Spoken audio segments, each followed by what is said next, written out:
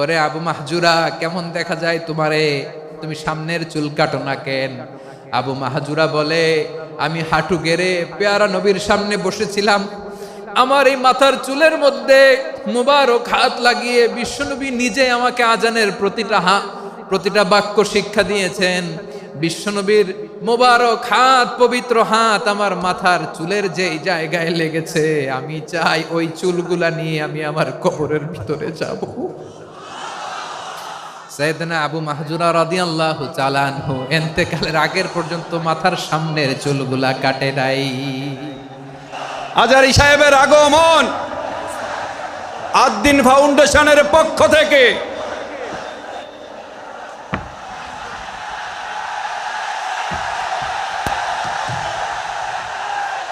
লিল্লাহে তাকবীর, লিল্লাহে তাকবীর। মিজান ভাইয়ের আগমন, শুভেচ্ছা স্বাগতম। মিজান ভাইয়ের আগমন, লিল্লাহে তাকবীর, লিল্লাহে তাকবীর। সম্মানিত হাজিরিন, আপনারা ভালো আছেন সবাই? শীতে কষ্ট হচ্ছে না? মাশাআল্লাহ। 3 দিন ব্যাপী তাফসিরুল কোরআনের প্রোগ্রামের সমাপনী রজনী আজকে। আমি খুব লম্বা সময় নিব না, এটা তোমার বিভাগীয় প্রোগ্রাম, খুলনা বিভাগের প্রোগ্রাম পেয়ে গেছে যশোর। মাশাআল্লাহ, 9টা প্যান্ডেল আছে, এখানে ধাক্কাধাক্কির কোনো মানি হয় না। তোমরা ধাক্কাধাক্কি করবা, এই জন্য প্যান্ডেল করা হয় নাই 9টা। বসো, কোনো কথা নাই।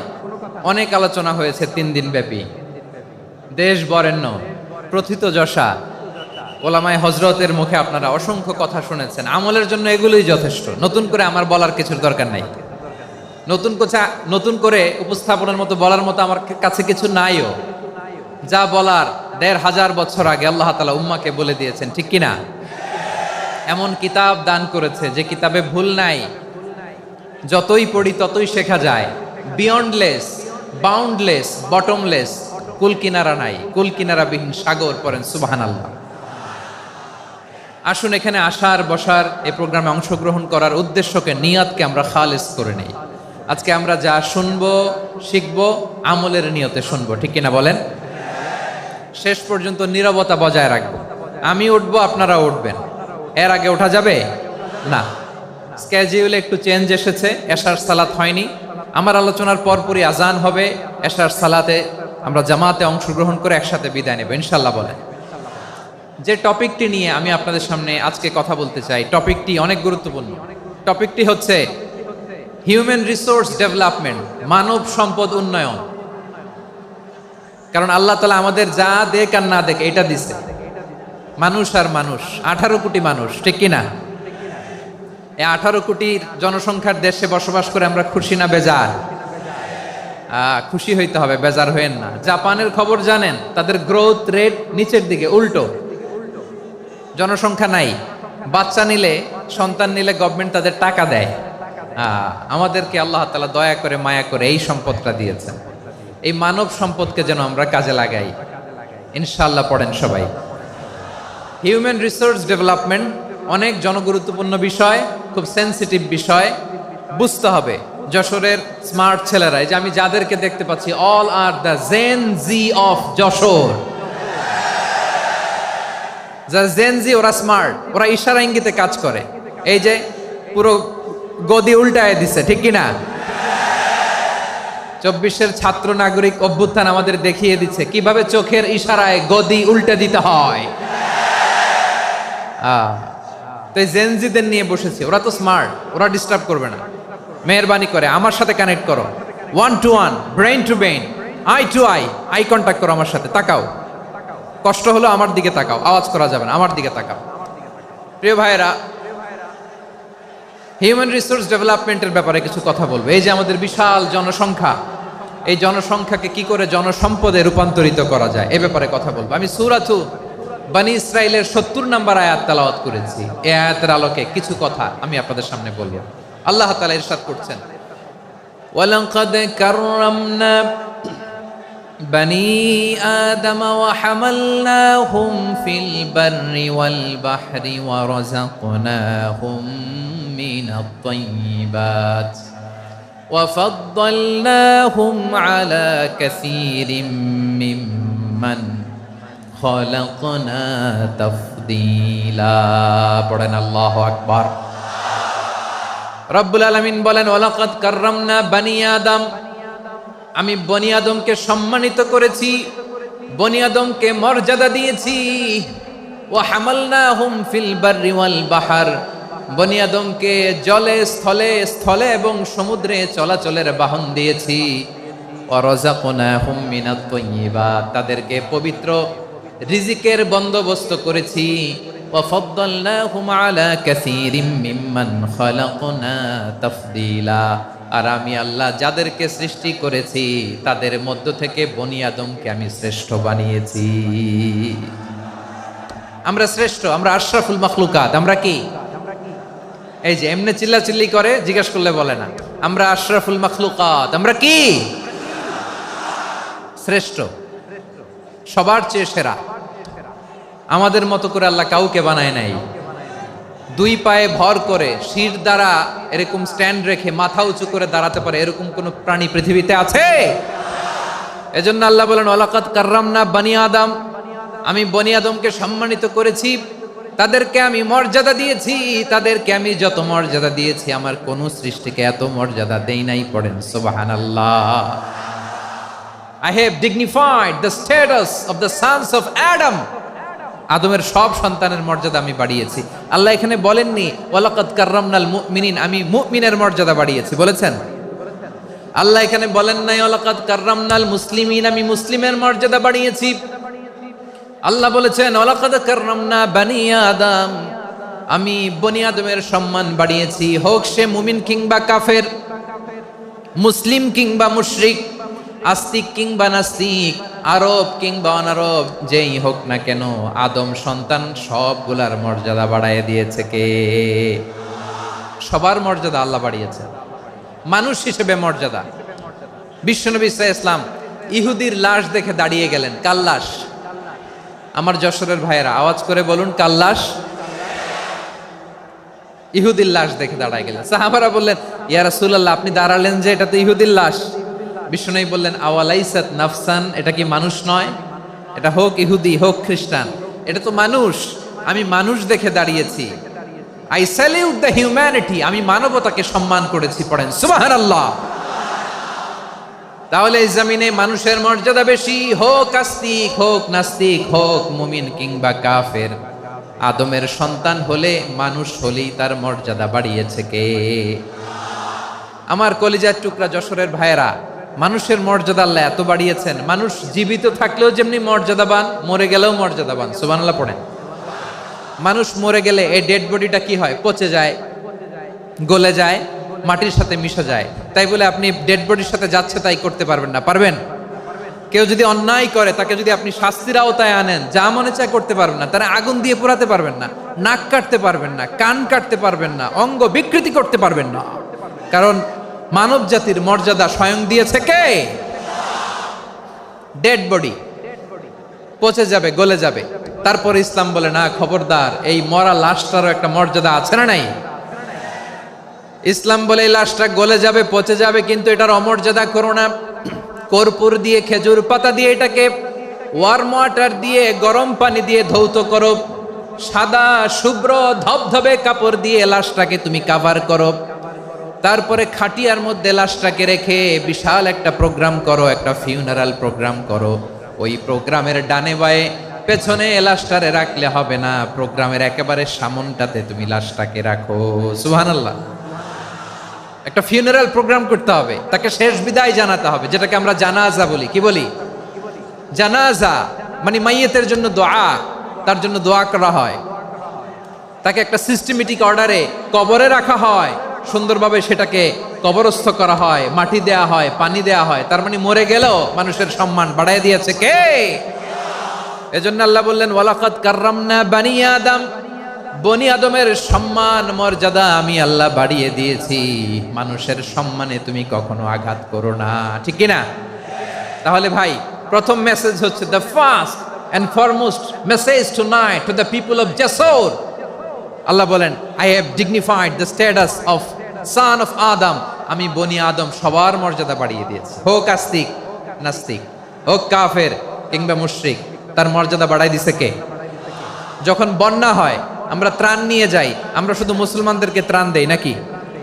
হ্যাঁ, আমরা মুসলমানকেও দেই, অমুসলমানকেও দেই, হিন্দুকেও দেই, বৌদ্ধকেও দেই। যেখানেই মানবতা বিপন্ন সেখানে ইসলামের হেল্পিং হ্যান্ড আছে না নাই? সুবহানাল্লাহ, কি দিন আমরা পেয়েছি, কি বিধান আমরা পেয়েছি। ওয়ালাকাদ কাররামনা বনি আদম, আমি বনি আদমকে সম্মানিত করেছি। এরপর আল্লাহ বললেন, ওয়া হামালনাহুম ফিল বাররি ওয়াল বাহর, মানুষকে স্থলে এবং সমুদ্রে চলাচলের বাহন আমি দিয়েছি। স্থলে কিভাবে চলবে, জলে কিভাবে চলবে, এই বাহনের ব্যবস্থা করেছে কে? এই জেনজি, এই স্যামড়া, ইরাম করতেছো কিসের জন্য? হ্যাঁ, ইরাম করলে চলবি? হ্যাঁ, বস বস বস বস, আওয়াজ করতেছো কেন? দিবা না, কথা বলতে দিবা না আমাকে? তো এইটা বুঝি তোমাদের ভালোবাসার নমুনা? তোমাদের ভালোবাসার কারণে যদি আমি কোথাও দাঁড়াতেই না পারি, কোথাও বসতে না পারি, কোথাও দুটা কথা বলতে না পারি, এই ভালোবাসা দিয়ে কি হবে আমার? বরং ঘামতে ঘামতে ঘর্মাক্ত হব, রক্তাক্ত হব। কিন্তু সেন্ট্রাল থেকে, সেন্ট্রালি যে ইনস্ট্রাকশন আসবে, সেই ইনস্ট্রাকশনের এক চুল আমরা ডানে বায়ে যাব না। এইটা গণজাগরণের জন্য এইটা দরকার, ইসলামী বিপ্লবের জন্য এইটা দরকার।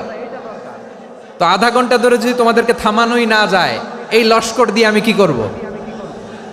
আল্লাহর ওয়াস্তে নো নো নো স্লোগান, চুপচাপ একেবারে আমার দিকে তাকাও।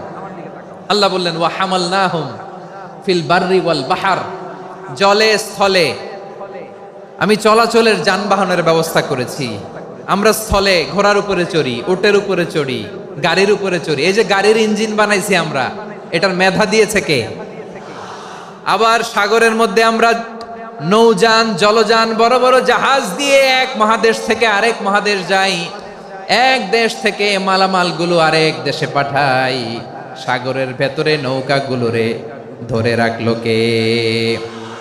ওয়াল ফুলকিল্লাতি তাজরি ফিল বাহরি বিমা ইয়ানফাউন নাস, মানুষের উপকার আছে এরকম সরঞ্জামাদি নিয়ে সাগরের উপরে বিশাল বিশাল জলযানগুলো চলে। এগুলো ডুবে যায় না, কাত হয়ে যায় না, পড়ে যায় না। এগুলোকে স্থিতিস্থাপকতাকে ঠিক করে রাখলো কে? আপনারা জাহাজ দেখেছেন? জাহাজ, হ্যাঁ, বাড়ি চট্টগ্রাম হইলে দেখতে পারতেন, দেখছেন? বিশাল বিশাল জাহাজ, বিশাল জাহাজ মালামাল নিয়ে এক মহাদেশ থেকে আরেক মহাদেশে যায়। গত মাসে আমার জাপান সফর ছিল। এই যে বাংলাদেশে যে গাড়িগুলো চালান, বেশিরভাগ গাড়ি আসে কিন্তু জাপান থেকে। হাজার হাজার গাড়ি একটা জাহাজ বহন করতে পারে, হাজার হাজার গাড়ি। এটাতে সাগরের মধ্যে ভাসাইলো কে? সবাই বলুন, ভাসালো কে? হাজার হাজার গাড়ি নিয়ে জাপানিজ গাড়িগুলো আমাদের চট্টগ্রামের এয়ারপোর্টের বন্দরে ভিড়ে। যুক্তরাষ্ট্রে আমি দেখেছি বিশাল বিশাল জাহাজ। আপনারা টাইটানিক জাহাজের নাম শুনেছেন? টাইটানিকেরও 8 গুণ 10 গুণ বড়। সুবহানাল্লাহ কইবেন না? টাইটানিক জাহাজের 8 গুণ 10 গুণ বড় একটা জাহাজ আছে, আইকন অফ দ্য সি, আমি দেখে এসেছি। রয়্যাল ক্যারিবিয়ান দেখে এসেছি। সাগরের সামনে জেটিতে যখন দাঁড়ালাম, জাহাজটা যখন যায়, আমার মনে হচ্ছে একটা শহর, গোটা শহর, the entire city is floating on the water. পুরো একটা শহর মনে হয় পানির উপর দিয়ে ভেসে যাচ্ছে। পড়েন সুবহানাল্লাহ। এই যে আইকন অফ দ্য সি, এই ক্রুজ, এই জাহাজটা, এটার ভিতরে স্টেডিয়াম আছে। কিসের ভিতরে স্টেডিয়াম? কথা বুঝে নাই বোধহয়। স্টেডিয়াম কিসের ভিতর? সুইমিং পুল আছে, শপিং মল আছে, রেস্টুরেন্ট আছে, ক্লাব আছে, 3000 4000 রুম বিশিষ্ট, কক্ষ বিশিষ্ট হোটেল আছে। এই সবগুলোর নিয়ে এগুলো চলে সাগরের এই দোলার মধ্যে, জলোচ্ছ্বাসের মধ্যে। এই সাগরের ভেতরে এই জাহাজগুলোর ভাষায় রাখছে কে? সূরা আর রহমানে আল্লাহ তাআলা বললেন, ওয়ালাহুল জাওয়ারিল মুনশাআতু ফিল বাহরি কাল আ'লাম ফাবিআইয়ি আলা, সবাই পড়েন ফাবিআইয়ি আলাই রাব্বিকুমা তুকাযযিবান। পাহাড় সম বড় বড় জাহাজগুলো মাল বোঝাই করে সাগরের মধ্যে ভেসে বেড়ায়, এগুলো দিয়ে মালামাল বহন করা যায়। মানুষরা এক দেশ থেকে আরেক দেশে যায়, এই জাহাজগুলোর সাগরের ভেতরে ভাসায় রাখলো কে? এই আয়াতের ভেতরে আল্লাহ তাআলা সূরাত বানী ইসরাঈলের এই চমৎকার আয়াতের ভেতরে আল্লাহ তাআলা বেসিকলি মানব জাতির প্রতি তার 4টি স্পেশাল অনুগ্রহের কথা বলেছেন। কয়টি? 2টা বলে ফেলছি। 1 নাম্বার ওয়ালাকাদ কাররামনা বানি আদম, আমি বনি আদমের সম্মান বাড়াইছি। নাকি মুসলমানদের? নাকি মুসল্লিদের? কার সম্মান বাড়িয়েছি? বনি আদমের। তাহলে human dignity, the first part of the verse talks about the human dignity. 2 number অংশ আল্লাহ তাআলা বললেন ওয়া হামালনাহুম ফিল বাররি ওয়াল বাহর, স্থলে এবং সমুদ্রে আমি তাদের জন্য চলাচলের বাহন দিয়েছি। সুবহানাল্লাহ। তার মানে smooth movement on land and sea, জলে এবং স্থলে যাতে আমরা স্মুথলি মুভ করতে পারি আল্লাহ তাআলা দিয়েছেন। 3 নম্বরে আল্লাহ তাআলা বললেন ওয়া রাযাকনাহুম মিনাত তাইয়্যিবাত, মানুষের জন্য আমি পবিত্র রিজিকের ব্যবস্থা করেছি। জলে এবং স্থলে যত প্রাণী আছে সবগুলা প্রাণীকে রিজিক দেয় কে? আমাদেরকে রিজিক দেয় কে? সাগরের মাছগুলোকে, বড় বড় তিমি মাছগুলোরে রিজিক দেয় কে? বাতাসের মধ্যে ভেসে বেড়ানো বড় বড় পাখিগুলো, স্ক্যান্ডিনেভিয়ান কান্ট্রি থেকে লক্ষ লক্ষ কোটি কোটি পাখিগুলো যে এক দেশ থেকে আরেক দেশে ট্রান্সফার হয়, এগুলোর রিজিক দেয় কে? রব্বুল আলামিন বলেন ওয়ামা মিন দাব্বাতিন ফিল আরদি ইল্লা আলাল্লাহি রিজকুহা ওয়া ইয়ালামু মুস্তাকাররাহা ওয়া মুস্তাওদাআহা কুল্লুম ফি কিতাবিম মুবিন। আল্লাহু আকবার। রব্বুল আলামিন বলেন ভূপৃষ্ঠে বিচরণশীল যত প্রাণী আছে সব প্রাণীগুলোকে আমি আল্লাহ আমার নিজের কুদরতে রিজিকের বন্দোবস্ত করি।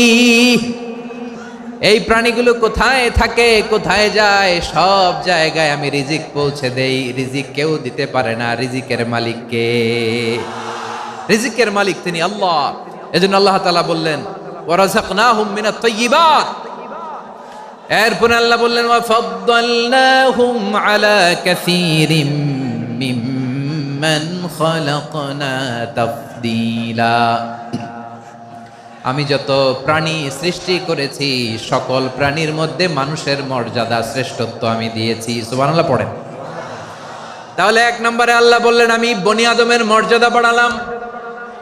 এরপরে বললেন স্থলে এবং সমুদ্রে চলাচলের জন্য যানবাহন দিলাম। 3 নম্বরে আল্লাহ বললেন পবিত্র রিজিকের ব্যবস্থা করে দিলাম। এরপরে আল্লাহ বললেন যত প্রাণী আছে, সৃষ্টি আছে, সবগুলার উপরে আমি মানুষকে শ্রেষ্ঠত্ব দিলাম। সুবহানাল্লাহ। তাহলে সবচেয়ে বেশি শ্রেষ্ঠত্ব মানুষের। কার? মানুষের। শুধু তাই নয় প্রিয় ভাইরা, আকাশ এবং জমিনে যা কিছু আছে সবকিছু মানুষের জন্য, মানুষের কল্যাণে, মানুষের প্রয়োজনে, মানুষের বশীভূত করে সৃষ্টি করেছেন কে? রব্বুল আলামিন বলেন হুয়াল্লাযী খালাকা লাকুম মা ফিল আরদি জামিআ। এই জমিনের মধ্যে যা কিছু আমি আল্লাহ সৃষ্টি করেছি সব কিছু আমি মানুষের জন্য সৃষ্টি করেছি। পড়েন সুবহানাল্লাহ। হুয়াল্লাযী খালাকা লাকুম মা ফিল আরদি জামিআ, যা আছে সব আমাদের জন্য, সব আমাদেরকে সার্ভিস দেওয়ার জন্য, আমাদের উপকারের জন্য, আমাদের কল্যাণের জন্য। আওয়াজ করে সবাই পড়ুন আল্লাহু আকবার। অন্য আয়াতে আল্লাহ বললেন ওয়াসাখখারা লাকুম মা ফিস সামাওয়াতি ওয়া মা ফিল আরদি জামিআম মিন ইন্না ফি যালিকা লাআয়াতিন লিকাউমি ইয়াতাফাক্কারুন। প্রথমে আয়াতে আল্লাহ বললেন জমিনে যা আছে সব তোমাদের কল্যাণে আমি সৃষ্টি করলাম। এরপরে আল্লাহ বললেন, আকাশেও যা আছে সব তোমাদের জন্য সৃষ্টি করলাম, তোমাদের অনুগত বানায় দিলাম। পড়েন সুবহানাল্লাহ। মানুষের কি ব্রেইন দেখেন, মানুষ জমিন ছেড়ে আকাশে চলে যায়। পাখি দেখে মানুষের শখ হলো, পাখি যেহেতু উঠতে পারে আমরাও পারবো। অরবিল রাইট, উইলবার রাইট, দুই ভাই মিলে আঁকাঝোঁকা করতে করতে করতে করতে প্লেন বানায় ফেললো। কোন সুবহানাল্লাহ। এখন পাখিও ওরে, আমরাও ওরি। এরপরেই মানুষের কৌতূহল থামে না এখানে, মানুষ চলে গিয়েছে চাঁদে। কোথায় গেছে? এখন কিন্তু চাঁদে জমি বিক্রি হয় জানেন। পৃথিবী নিয়ে মারামারি শেষ, রাশিয়া আমেরিকা এখন ধরছে চাঁদ আর মঙ্গল গ্রহ। এখন চাঁদে জমি বিক্রি হয়, মঙ্গলে জমি বিক্রি হয়। এই চাঁদ, মঙ্গল, বৃহস্পতি, শনি সব আল্লাহ তাআলা আমাদের জন্য বানিয়েছেন। সুবহানাল্লাহ পড়েন। মানুষ সাগরের উপরে চড়ে, শূন্যে ভেসে বেড়ায়, পাহাড় কেটে সুড়ঙ্গ বানায়, টানেল বানায়। মানুষ ব্রডব্যান্ডের লাইন নিয়ে যায় সাগরের ভেতর দিয়ে, এক দেশ থেকে আরেক দেশে, এক মহাদেশ থেকে আরেক মহাদেশে। সুবহানাল্লাহ পড়েন। তার মানে গোটা বিশ্বের সব কিছুর উপরে control, superiority over all creatures, সব কিছুর উপর কন্ট্রোল, মনিটরিং, নিয়ন্ত্রণ, এটা প্রতিষ্ঠা করে দিয়েছে কে? এজন্যই মানুষের শ্রেষ্ঠত্ব। ওয়ালাকাদ কাররামনা বানি আদম, আমি বনি আদমের সম্মান বাড়িয়েছি, মর্যাদা আমি বাড়িয়ে দিয়েছি এই কারণে, কারণ মানুষ সব কিছুর উপর নিয়ন্ত্রণ নিতে পারে। মানুষকে নিয়েই কোরআনের সব আলোচনা, মানুষকে নিয়েই কোরআনের সব। তাই কোরআনের কেন্দ্রীয় আলোচ্য বিষয় হচ্ছে মানুষ। কোরআনের কেন্দ্রীয় আলোচ্য বিষয় কি? যশোরের ভাইয়েরা বুঝে থাকলে সবাই বলবেন, কোরআনের কেন্দ্রীয় আলোচ্য বিষয় কি? এই যে আমি মূল আলোচনায় যাচ্ছি এখন। কেন মানুষ কোরআনের কেন্দ্রীয় আলোচ্য বিষয়? এই যে ভাইয়েরা, এই যে হাত জোর করে, এই যে Jessore Gen Z, the smart people of Jessore, হাত জোর করে বলতেছে, হাত জোর করে তোদের কাছে আল্লাহর দোহাই লাগে, স্টপ স্টপ। শুরুতে একবার বলেছে, জায়গা না হলে আস্তে আস্তে ধাক্কা দিবা, সামনে না পিছনে দিয়ে দিয়ে বেরোয় চলে যাও। এলইডিতে দেখো, এই যে এই যে আল্লাহর ওয়াস্তে জায়গা না হলে ওদিকে যাও। কোরআনের মাহফিলে বিশৃঙ্খলা, এটা কাফিরদের আলামত। কাফিররা শীষ দিত, শীষ। বিশ্বনবী কোরআনের তাফসির করলে কাফিররা শীষ দিত আর ক্ল্যাপিং করত, হুইসেল এন্ড ক্ল্যাপিং। তো আমরা কি এখানে বিশৃঙ্খলা করতে আসছি? তো বারবার থামানো লাগে কেন? কোনো আওয়াজ হবে না, বললাম তো, স্টপ। আওয়াজ করে বলুন, কোরআনের কেন্দ্রীয় আলোচ্য বিষয় কি? সবাই বলেননি। এতগুলো মানুষ উত্তর দিলে এতটুকু আওয়াজ হয়, অন্তত আমি বিশ্বাস করি না। যশোর, আওয়াজ করে বলো, কোরআনের কেন্দ্রীয় আলোচ্য বিষয় কি? মানুষ। এই মানুষ কোরআনের কেন্দ্রীয় আলোচ্য বিষয়। মানুষকে আল্লাহ স্বাধীনতা দিয়েছেন। ফামান শাআ ফালইউমিন ওয়া মান শাআ ফালইয়াকফুর। চাইলে মুমিন হতে পারো, চাইলে কাফের হতে পারো, তোমার ইচ্ছা। তবে জেনে রাখো, মুমিন হলে পাবা জান্নাত, কাফির হলে পাবা জাহান্নাম। নাও দ্য ডিসিশন ইজ ইয়ার্স। সিদ্ধান্ত তোমার, জান্নাতে যাবা না জাহান্নামে যাবা। যশোরের ভাইয়ের আওয়াজ করে বলুন, কই যেতে চান, জান্নাতে না জাহান্নামে? ডান দিকে না বাম দিকে? ডানপন্থী না বামপন্থী? চিল্লা চিল্লি না চুপচাপ? চুপচাপ কয়ে আবার চিল্লাচিল্লি শুরু করে দিচ্ছে। মাশাআল্লাহ। তাহলে কোরআনের কেন্দ্রীয় আলোচ্য বিষয় মানুষ। আমার সাথে থাকতে হবে, তোমাদেরকে নিয়ে আমি আলোচনা শেষ পর্যন্ত যাব। অনেক গুরুত্বপূর্ণ কথা বাকি আছে, আমাকে সহযোগিতা করতে হবে। মাশাআল্লাহ, এই তো ঠান্ডা হয়েছে। হ্যাঁ, ঠিক আছে ঠিক আছে ঠিক আছে। মানুষকে আল্লাহ এত স্বাধীনতা দিয়েছেন, মানুষ চাইলে অনেক ভালো হইতে পারে। ভালোর রাস্তাও খোলা, খারাপ হওয়ার রাস্তাও খোলা। ভালো হইলে মানুষ অনেক ভালো, খারাপ হইলে অনেক খারাপ। ভালো হইলে সবচেয়ে ভালো, খারাপ হইলে সবচেয়ে খারাপ। এজন্য সিদ্ধান্ত আপনাকে নিতে হবে। আল্লাহ তাআলা বলছেন, লাকাদ খালাকনাল ইনসানা ফি আহসানি তাকওয়িম সুম্মা রাদাদনাহু আসফালা সাফিলিন। আমি মানুষকে অনেক সুন্দর অবয়বে, সুন্দর আকৃতিতে সৃষ্টি করেছি। তার শুধু চেহারার ডিজাইনটাই সুন্দর নয়, তার ব্রেনটা বড্ড সুন্দর, তার মানসিকতা বড্ড সুন্দর, তার সৃজনশীলতা বড্ড সুন্দর। পড়েন সুবহানাল্লাহ। আমাদের চেহারা, অবয়ব, ডিজাইন যে সুন্দর তা না, আমাদের ব্রেনটা অনেক সফিস্টিকেটেড ব্রেন, অনেক সফিস্টিকেটেড। এই 1.5 কেজি ব্রেন ইউজ করে মানুষ গোটা বিশ্বে সভ্যতা বিনির্মাণ করেছে, ঠিক কিনা? এই ব্রেন আল্লাহ তাআলা আমাকে দিয়েছে। এটারে কাজে লাগালে, আপনার 6 সেন্স কাজে লাগালে আপনি অনন্য মানুষ হয়ে উঠবেন, মহামানবে রূপান্তরিত হবেন। মানুষ হতে পারে, চাইলেই মহামানব হতে পারে। আবার যদি মানুষ চায় খারাপও হতে পারে। আল্লাহ বললেন শুধু ভালোই না, ভালো হতে চাইলে অনেক ভালো তুমি হতে পারো, আবার খারাপ হতে চাইলে অনেক খারাপ তুমি হতে পারো। সুম্মা রাদাদনাহু আসফালা সাফিলিন। খারাপ হলে একেবারে খারাপ হতে পারো, নিকৃষ্ট হলে একেবারে নিকৃষ্ট হতে পারো, ভালো হলেও ভালো হতে পারো। কোন সুবহানাল্লাহ। এবার আওয়াজ করে বলুন, ভালো হতে চাই না খারাপ, শ্রেষ্ঠ না নিকৃষ্ট? মানুষ ভালো হলে মানুষ ফেরেশতার চেয়েও ভালো, মানুষ খারাপ হলে সে পশুর চেয়েও খারাপ। কথা ঠিক কিনা বলেন? ভালো হলে ফেরেশতার চেয়েও ভালো, খারাপ হলে পশুর চেয়েও নিকৃষ্ট। তার মানে শ্রেষ্ঠত্বে মানুষ, শ্রেষ্ঠত্বে ফেরেশতাকে হার মানায়, আর অধপতনে শ্রেষ্ঠত্বে ফেরেশতাকে ছাড়িয়ে যায়, আর অধপতনে পশুকেও হার মানায়।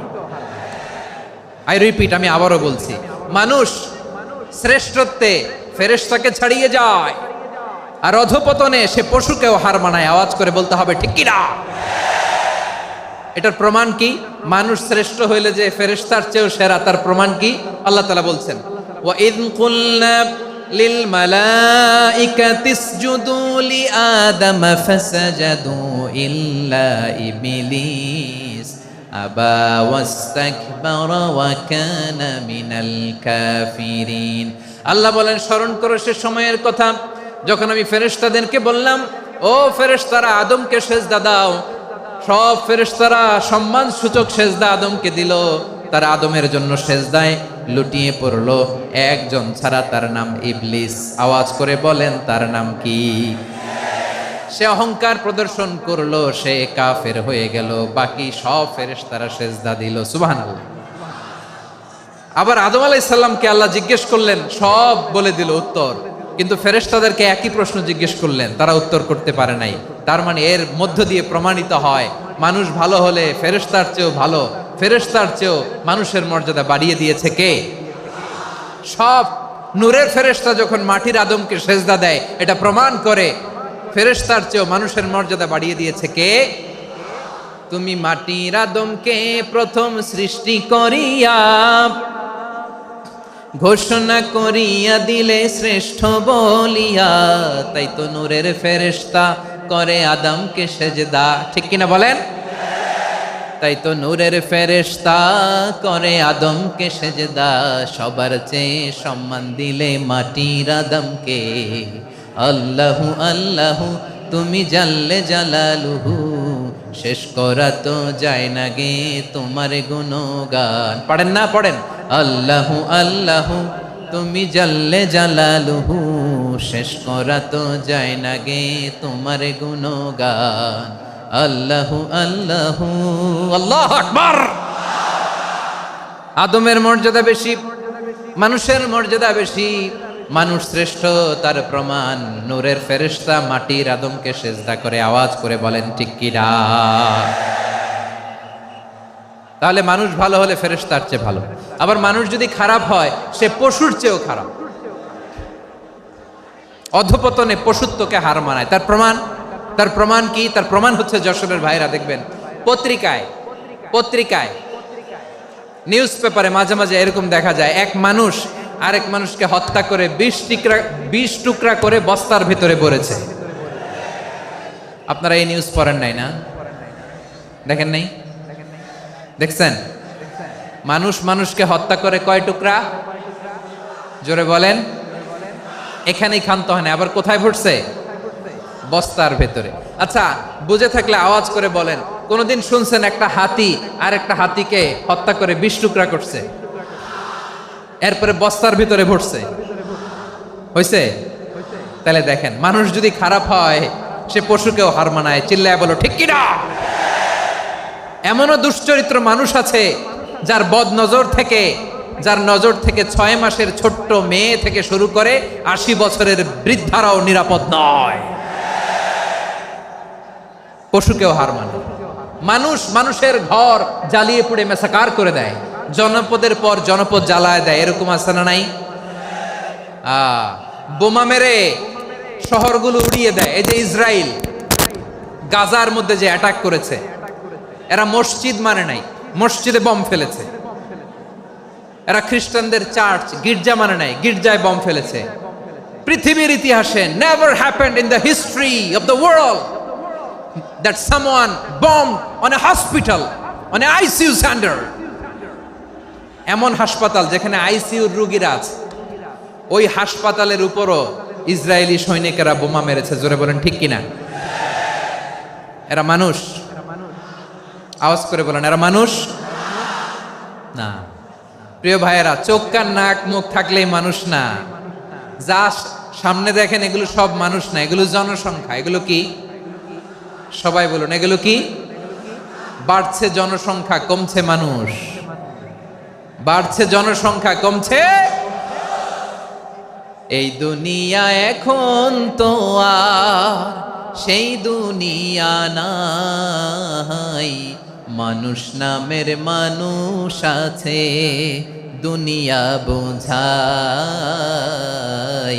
সেই মানুষের ভিড়ে আমার আসল মানুষ নাই। ঠিক কিনা?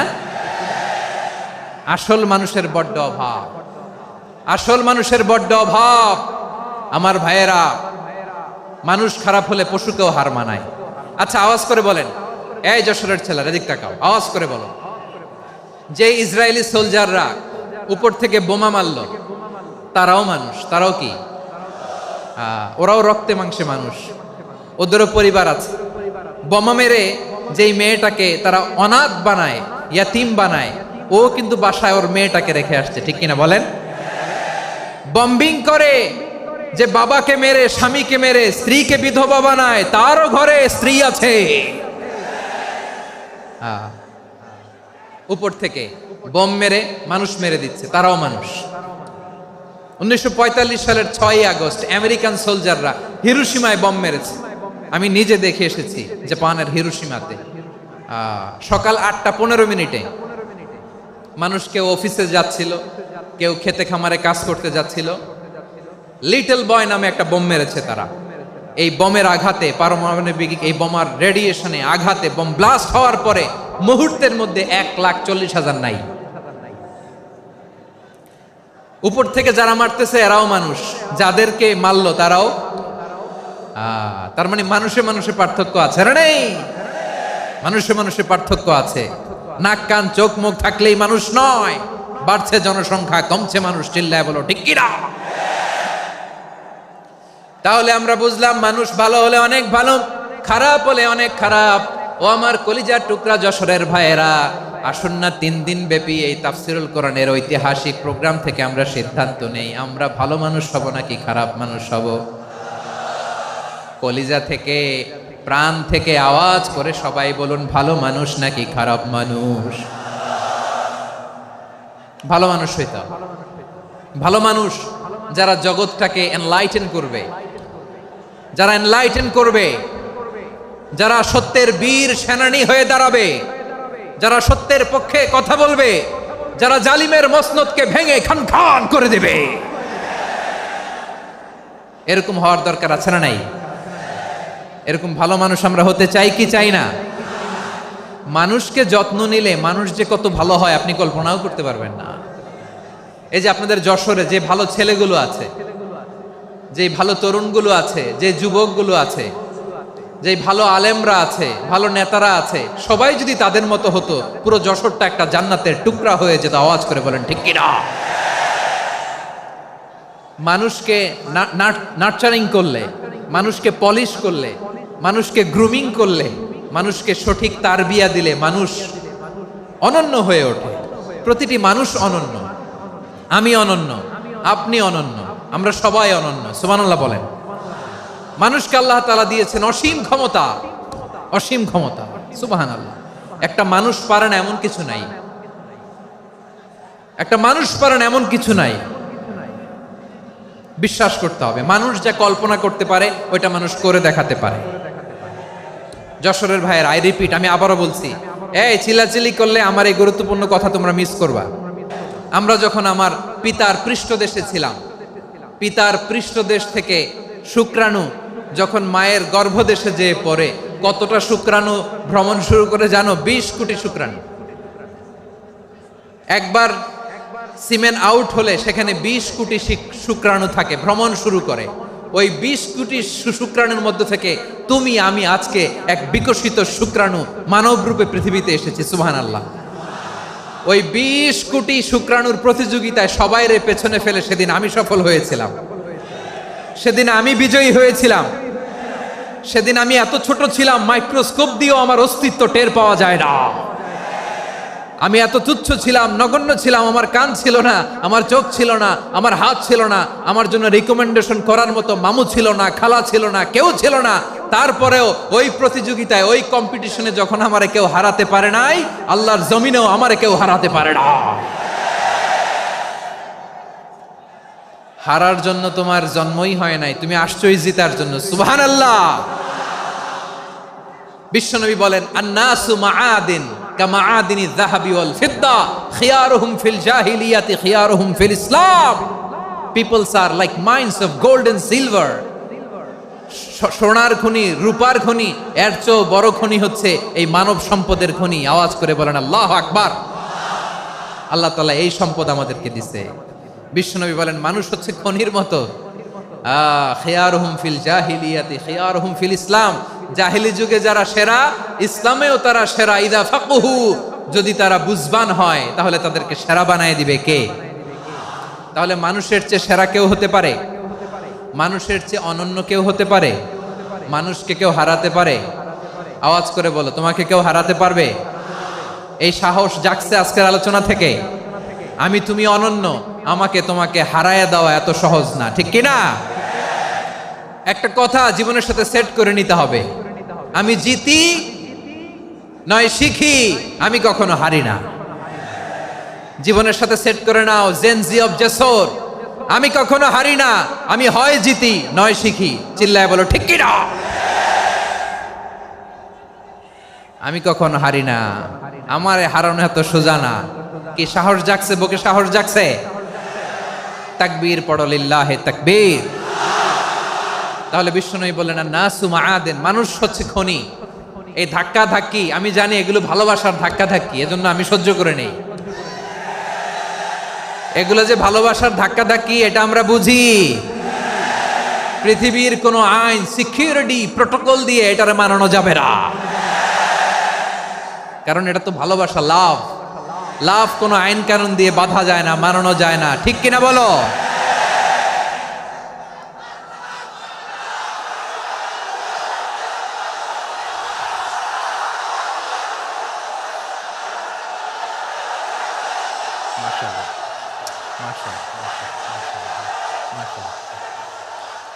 ঠিক আছে, বসুন বসুন বসুন। আল নাসু মাআদিন, মানুষ হচ্ছে খনি।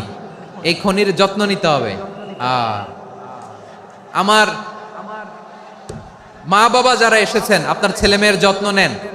আপনার ছেলের মধ্যে যে কি পটেনশিয়াল আপনি জানেন না। আপনার এই ছোট্ট অবুজ ছেলেটাই আগামী দিনের শায়েখ আহমদুল্লাহ হবে। আপনার হেফজখানায় পড়া ওই ছোট্ট ছেলেটাই আগামী দিনের আল্লামা মামুনুল হক হবে। আপনার ওই ছেলেটা আমির হামজা হবে, আব্দুল হাই সাইফুল্লাহ হবে।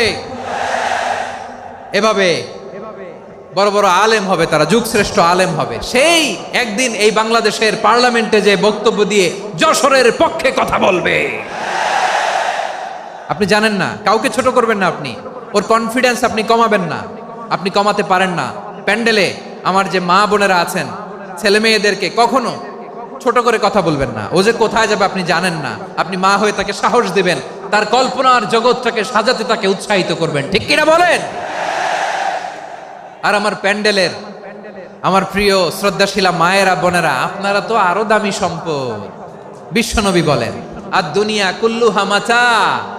আল্লাহ আল্লাহ আল্লাহ, বিশ্বনবীর কথার ওজন দেখেন, আর দুনিয়া কুল্লুহা মাতা ওয়া খায়রু মাতা'আদ দুনিয়াল মারআতুস সালিহা। বিশ্বনবী বলেন, দুনিয়ায় যা দেখো সব আল্লাহর দেওয়া অ্যাসেট, মানে সম্পদ।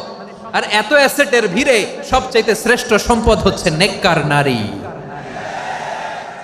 সুবহানাল্লাহ। ভাইয়েরা, বোনের সাথে খারাপ আচরণ করো না। সন্তান, মায়ের সাথে খারাপ আচরণ করো না। আমাদের মায়েরা আমাদের asset, they are our priceless asset. কারণ এই মায়েদের পেটে এসেছে আল্লাহর ওলিরা, এই মায়েদের পেটে এসেছে খান জাহান আলী, এই মায়ের পেটে এসেছে শাহজালাল ইয়ামানি, এই মায়ের পেটে এসেছে আল্লাহর সব নবীরা। নাকি নবীরা আকাশ থেকে ধপ করে জমিনে নেমে আসছে? মায়ের পেটে আসছে। এই মায়ের পেটগুলো খনি। আমার সম্মানিতা মায়েরা, বোনেরা, নিজেকে ইসলাম দিয়ে সাজান, নিজেকে ইসলাম দিয়ে সাজান, নিজেকে পবিত্র রাখুন, নিজের আব্রু ইমান ইজ্জতের হেফাজত করুন, কোরআন পড়ুন, সুন্নাহ পড়ুন। আপনি জানেন না আপনার গর্ভে কে আসছে, কোন ক্ষণজন্মা পুরুষকে আল্লাহ তাআলা আপনার গর্ভে পাঠাবে আপনি জানেন না। মায়েরা, নিজেদেরকে পবিত্র রাখুন, ইসলাম চর্চা করুন, কোরআন চর্চা করুন, নৈতিকতা দিয়ে নিজেকে সাজান। যশোরের জেনজি, নিজেদেরকে প্রস্তুত রাখো আগামীর বাংলাদেশের জন্য। নৈতিকতা, মোরালিটি, ভ্যালিউজ দিয়ে নিজেকে সাজাও, ইসলাম দিয়ে নিজেকে সাজাও। কারণ আগামীর বাংলাদেশ ইসলামের বাংলাদেশ। বাংলাদেশের আসল পরিচয় ইসলাম। বাংলাদেশের আসল পরিচয় কি? সবাই বলে না। বাংলাদেশের আসল পরিচয় কি? এই ইসলাম নিয়ে আমরা সংসদ ভবন সাজাবো, রাজি আছি না নাই? শেকড় ভুলে যাওয়া যাবে না। আমরা ধাপে ধাপে শারিয়া আইনের দিকে যাব ইনশাআল্লাহ, কিন্তু জঙ্গিবাদ দিয়ে নয়, কট্টর পন্থা দিয়ে নয়। আমরা ইন্টেলেকচুয়ালি, গ্রাজুয়ালি, ধাপে ধাপে শারিয়া আইনের দিকে মুভ করবো ইনশাআল্লাহ। বলো লিল্লাহি তাকবীর। এদেশের আসল পরিচয় সবাই বলে না, আওয়াজ করে, এদেশের আসল পরিচয়।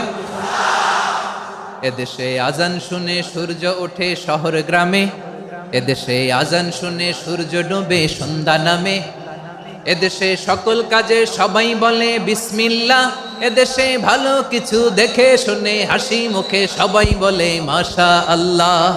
সুবহানাল্লাহ, সুবহানাল্লাহ, সুবহানাল্লাহ, সুবহানাল্লাহ, সুবহানাল্লাহ, সুবহানাল্লাহ, সুবহানাল্লাহ, সুবহানাল্লাহ। ও নবীন তরুণ, তোমার কিসের এত ভয়? জেনে রেখো বাংলাদেশের আসল পরিচয়। বাংলাদেশের আসল পরিচয় ইসলাম। আওয়াজ তুলে বলো, আসল পরিচয় কি?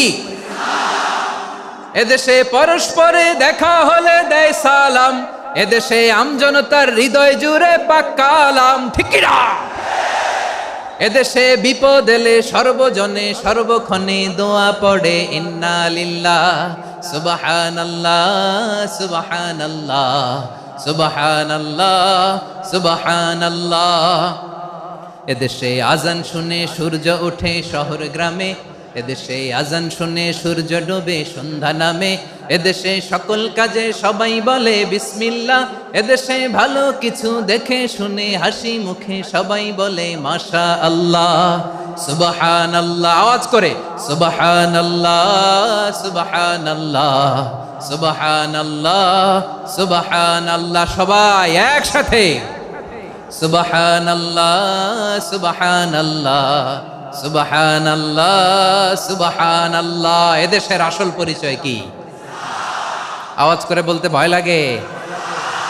এদেশের আসল পরিচয় কি? ইসলাম দিয়ে আমাদের সংসদ ভবন চলুক, আমরা চাই কি চাই না? বঙ্গভবনে লা ইলাহা ইল্লাল্লাহর পতাকা উড়ুক, আমরা চাই কি চাই না?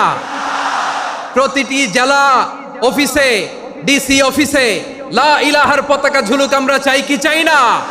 কারা কারা চাই হাত তুলে আল্লাহরে দেখায়।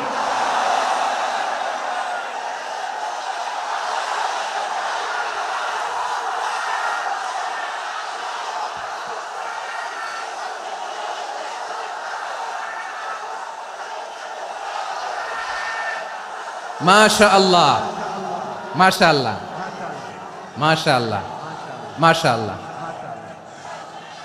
যশোর, আওয়াজ করে বলো, ভালো মানুষ না খারাপ মানুষ? বুঝে বলছো তো? মানুষ ভালো হলে যে কত ভালো। এই মানুষকে যত্ন নিলে, মানুষকে মানুষ বানালে যে সে কি হতে পারে শুনবা? হ্যাঁ, নাকি মোনাজাত দিয়ে দিব? শুনবা? তাহলে থামতে হবে। থামো, আমি যখন বলবো থামো থামো, তাকবীরের সময় দিলে তাকবীর। থামো থামো। মানুষকে যত্ন নিলে, এই এদিকে এদিকে, ড্রোন নামায় ফেলো। হয়েছে, ড্রোনের ফুটেজ হয়ে গেছে, এবার ড্রোন নামায় ফেলো। আমার দিকে তাকাও। মানুষকে, তোমরা এদিক সেদিক তাকালে তো গুরুত্বপূর্ণ পয়েন্ট মিস হয়ে যাবে। এদিকে এদিকে, হ্যাঁ মাস, ঠিক আছে, এদিকে। মানুষকে যত্ন নিলে মানুষের মধ্যে যারা কি পটেনশিয়াল রেখেছে। আমি জাপানের দুইটা উদাহরণ দেই। জাপানের, এই এই এভাবে এভাবে হবে, হয় বসো নয় পেছনে, কথা নাই, কথা তো বলাই যাবে না, হারাম কথা বলা। আজকে একেবারে চুপ, আজকের জন্য হারাম করে দিছে আমি, এই কিছু সময়ের জন্য একেবারে নিষিদ্ধ।